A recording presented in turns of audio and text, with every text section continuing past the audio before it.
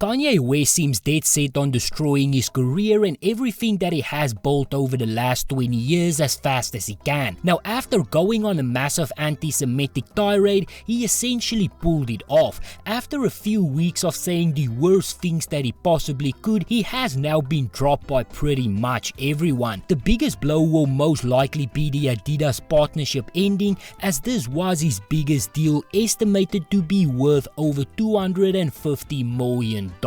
And also note that is pure profits, not sales. Now, plenty of people has also excused his behavior by saying that he is bipolar, but the last time I checked, anti-Semitism is not a symptom of being bipolar. Now, before we get too deep into everything, let's also just take a little bit of a step back for a moment. Kanye West has always been a bit of a controversial figure within the music world, but even through it, most people did not really care because many considered him to be one of the best musicians that there is. He is a great talent, and although I cannot call myself a massive fan, I am definitely a fan of some of the songs that he has pushed out over the years. Now, his latest string of controversy started at a fashion show where he wore a White Lives Matter shirt. Now, many consider this to be a problematic thing, as the White Lives Matter movement was established pretty much to push back against Black Lives Matter, which is a movement to raise awareness for the violence levied against the black community. It pretty much just says that all lives should matter, but right now it does not, and until black lives start to matter, all lives cannot matter. Now, in all honesty, it doesn't really matter if you support any of these movements or not. Now, for the comments that Kanye West made, he did somewhat become a hero on the right,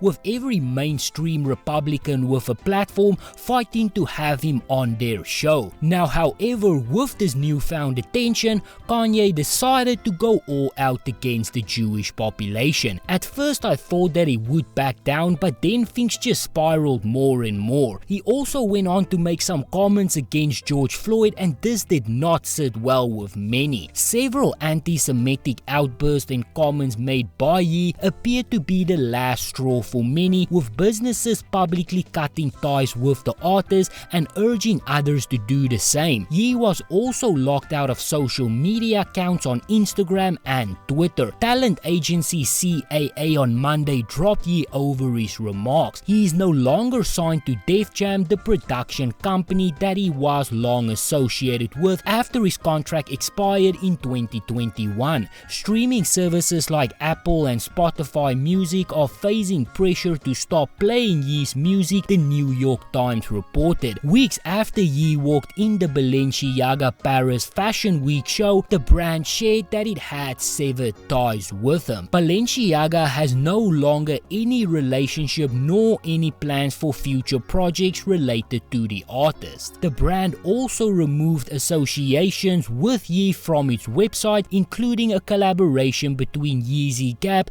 and the brand, Insider reported. Now, that is not all, because there are also many other people around him who also decided to cut ties with him and are no longer wanting to associate with the rapper.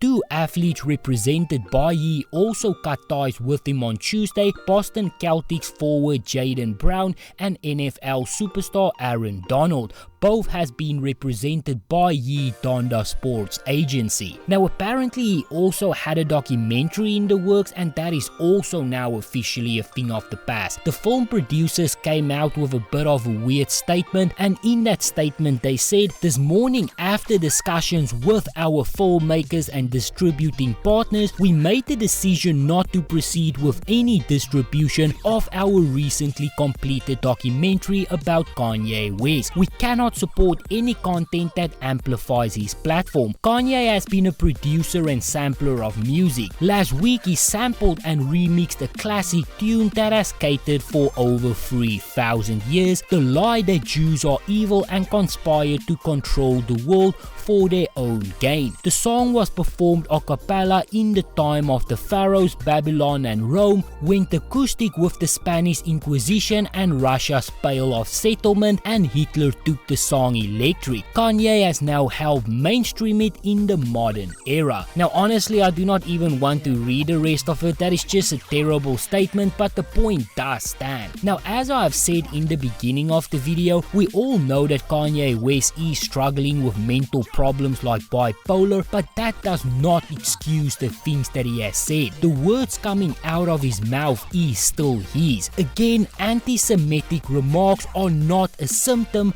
of being bipolar. That is all him.